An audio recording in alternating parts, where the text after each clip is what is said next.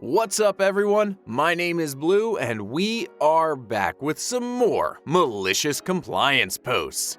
These people are just following the rules in order to get their revenge. If you haven't yet, please consider subscribing to the channel. And with that, let's get into it. Burning my lieutenant. I was a deputy sheriff for 12 years. 7 of which were spent in the courts. By the time this incident happened, I had been promoted to the position of Chief of the Court Division. At first, I reported directly to a captain who was the Chief of Operations of the Sheriff's Office, SO. He and I got along great, but then he moved on to greener pastures. Then I was informed I'd be reporting to a lieutenant who was the chief of the detective division. The lieutenant and I did not get along at all, and still to this day, almost 10 years since I retired, I utterly loathe him. One day, he decided to pay a visit to the checkpoint where my operations desk was located. He left and came back about 20 minutes later with a write-up he expected me to sign. The reason? I wasn't wearing the standard black clip-on tie the division I was in charge of was supposed to wear. I told him I wouldn't wear their clip-on ties.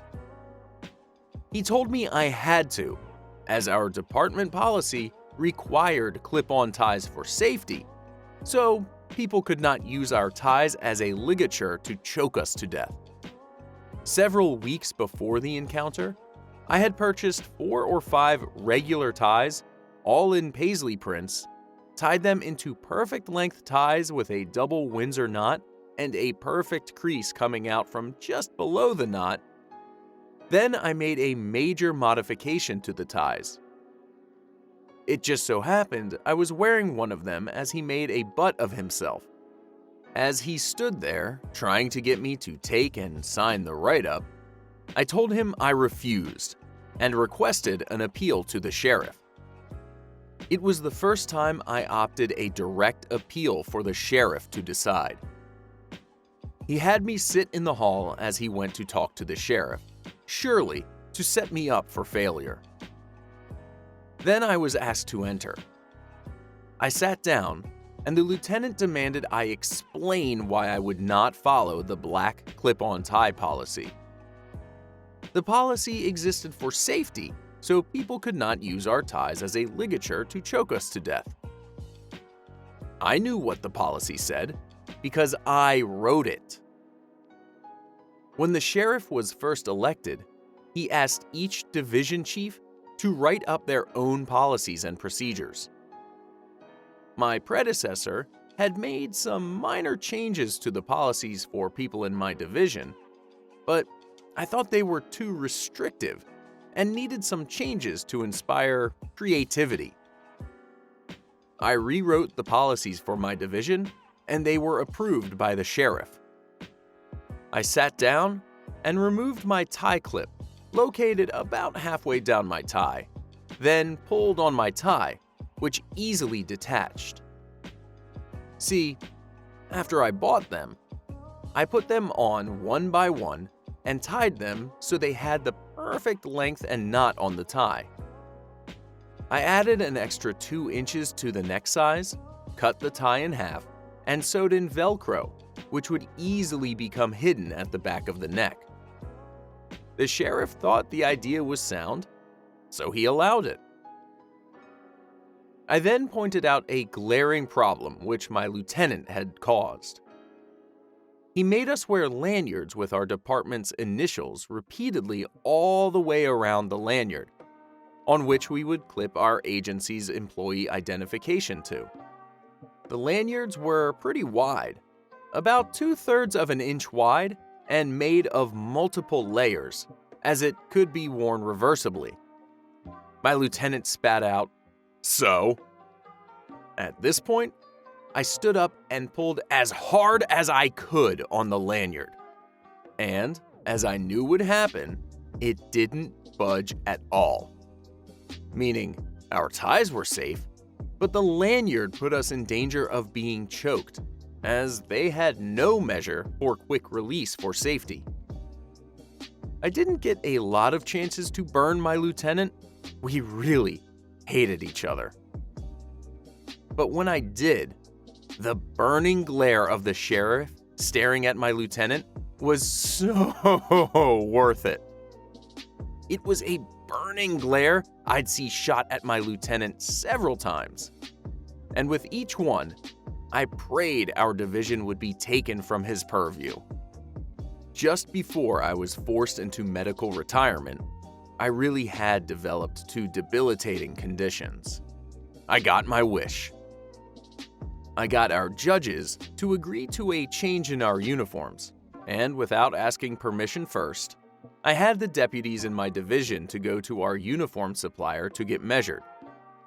I did this on the premise we needed actual uniforms for special assignments, funerals for fallen officers and soldiers from the area, and most importantly, to help my deputies feel like deputies.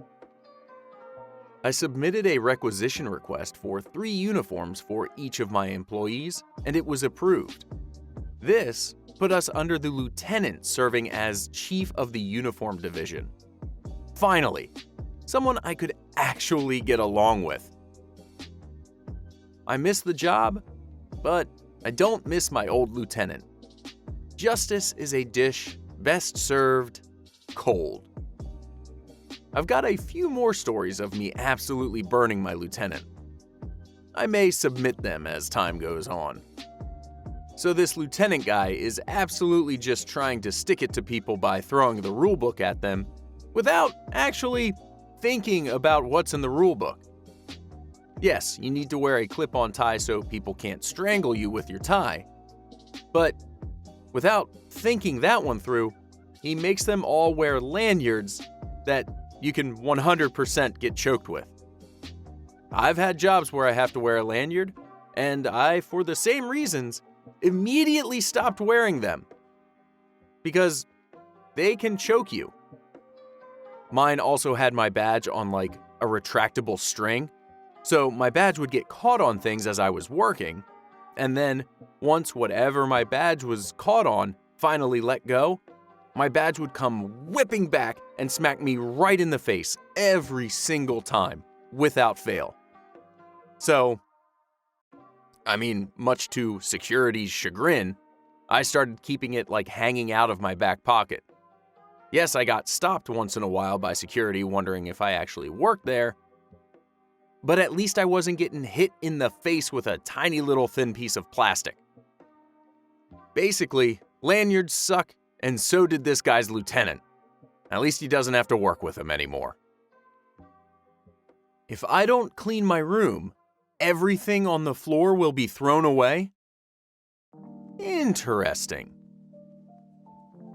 So this is something my mom used to say to scare me into picking up my stuff. One day, I realized I could just pick up all the stuff I didn't want thrown away, and she would do the rest of the work for me. She caught on quick though, and I got my butt whooped, lol. Thought it was a pretty good example of malicious compliance. I feel like you could have taken this one step further and thrown like actual garbage on the floor of your bedroom. Like, yeah, it would have been annoying at first to, have garbage on the floor of your bedroom. But, if your mom's just gonna come in and clean it up anyways, why not? Have fun, have a party, just don't clean up after yourself. Mom will do it. And that's all the time we have today for these malicious compliance stories. If you liked any of the stories, make sure to click that like button, and if you have something to say about them, let us know in the comments down below. And, as always, make sure to subscribe so you don't miss out on any more stories. Thanks for listening, everyone. Catch you later.